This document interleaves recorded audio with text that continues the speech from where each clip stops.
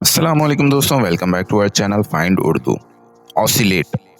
Oscillate का मतलब है झूलना, इधर उधर हिलना, दो राय में होना। ऑसिलेट का मतलब है एक पॉइंट से दूसरे पॉइंट तक बार बार हिलना या चेंज होना।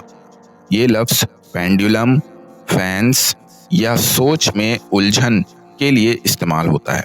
अगर कोई शख्स दो फैसलों के दरमियान कंफ्यूज हो या कोई चीज बार बार इधर उधर झूल रही हो तो कहा जाता है कि वो ऑसिलेट कर रही है।